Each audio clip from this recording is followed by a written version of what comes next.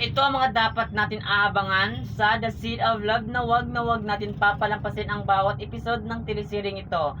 Ngayon ay pinatawad itong si Alexa ni Bobby kasi nga nagmamakaawa ito na hindi siya iyon Bobby at magbabagong buhay na siya at hindi na talaga siya magiging silosa na walang katilang. Kaya naman ngayon ay nagkabati na sila, nagkabalikan na nga ang mag-asawang laging nag-aaway. Pero ngayon may malaking problema itong si Alexa sapagkat may babae nagsumbong dito kay Aileen na si Peter ang pumatay dito kay Lode.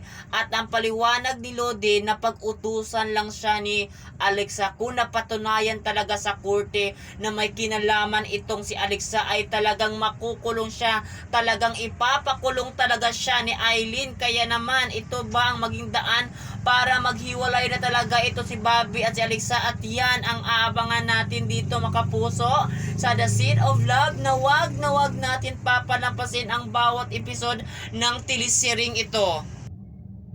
Bukod talaga sa nalaman talaga ni Aileen tungkol nga sa pagkamatay ni Lodi, ay delikado din talaga itong si Alexa. Baka may plano siyang masama dito kay Aileen para hindi lang talaga siya makulong. Katulad ng ginawa niya kay Lodi para hindi talaga mabulgar ang sekreto nila ni Bobby. Kaya naman mga kapuso, abangan natin itong telesiring, inaabangan natin tuwing hapon kasi paganda na ang pangyayari. Kaya abang-abang na kayo dito sa telesiring dapat natin panoorin. At yun lang mga kapuso, for more updates, mag-subscribe ka dito at lagi kayong manood dito sa The Seed of Love. At yun lang, maraming salamat. Thank you.